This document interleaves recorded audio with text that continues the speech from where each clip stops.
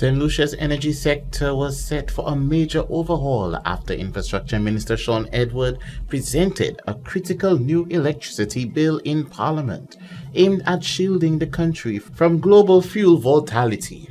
Edward maintained that the proposed legislation was essential in reducing the nation's heavy reliance on imported fossil fuels and in securing a more sustainable and resilient energy future. Mr. Speaker, before I delve into the substantive part of my presentation, like my colleague from Soufrière, I want to crave your indulgence and that of colleagues by expressing condolences to the Brim family, in La Pelle in particular.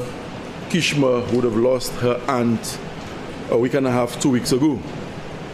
Mr. Speaker, I also want to express condolences to the Constantine family, also from La Pelle, on the passing of their loved one, Linus Constantine, also known as Mantri. Mr. Speaker, efforts to table the electricity bill have been in the making for the better part of 2 decades. Meetings, seminars, consultations, successive governments have deliberated at cabinet and elsewhere, all in an effort to table an electricity bill in this country. And so today, Mr. Speaker, I have the privilege to rise to present for the consideration of this Parliament the electricity bill. And let me say, Mr. Speaker, that in trying to explain to some friends of mine the electricity bill, they thought the term electricity bill could have been used interchangeably with light bill.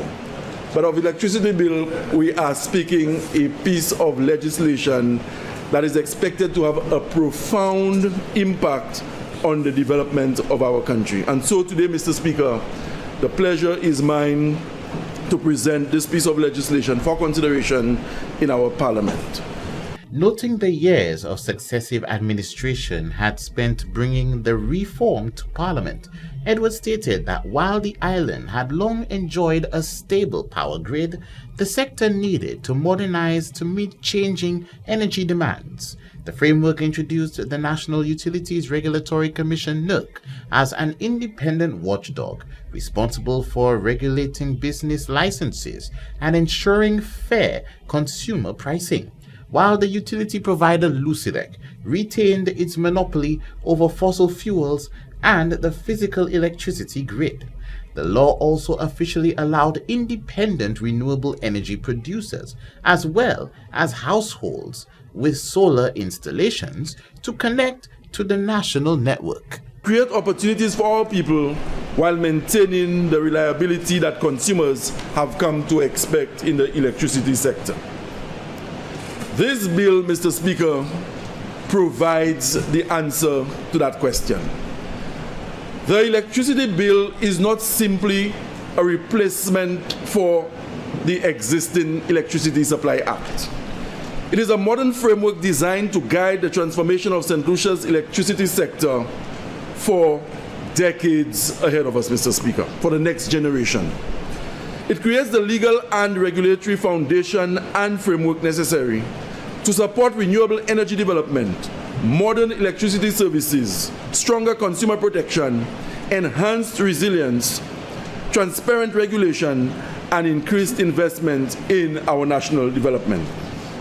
Most importantly, it places St. Lucians at the center. It places St. Lucia, Mr. Speaker, at the center of regional and international energy transition. This piece of legislation also serves as a key implementation mechanism for the St. Lucia National Energy Policy 2023 to 2030. The National Energy Policy establishes a vision of a modern, sustainable energy sector based on cost minimization and energy security. The minister stressed that the bill established a forward-looking legal framework to guide the sector for generations, while easing the significant economic burden that imported fuels placed on the country. Our beloved St. Lucia spent approximately $632.3 million on imported fossil fuels in the year 2024. I repeat, St. Lucia, Mr. Speaker, spent approximately $632.3 million on imported fuels in 2024. Mr. Speaker, while the Economic and Social Review records that St. Lucia's fuel import bill declined to approximately $380 million in 2025 due to lower global oil prices, recent events have once again demonstrated the vulnerability of our energy sector and our energy systems. The ongoing conflict in the Middle East has contributed to the rise in international oil prices, and St. Lucians are already feeling the effects through higher electricity fuel surcharges. In a matter of months, the fuel surcharge has risen dramatically from less than 1% per unit earlier this year to more than 30 cents per unit today as we present in this Parliament. This demonstrates a simple reality. Our electricity costs remain heavily dependent on events occurring thousands of miles away and entirely outside of our control. Mr. Speaker, the conflict in the Middle East is primarily responsible for the spike in global oil prices. And although we have no part in this conflict, Mr. Speaker, we are impacted in ways that some do not care to appreciate. Edward concluded that the legislative shift represented a decisive step toward transitioning St. Lucia away from foreign oil dependency and protecting the economy from unpredictable global energy price spikes. For 7 TV News, Josiah Bisset reporting.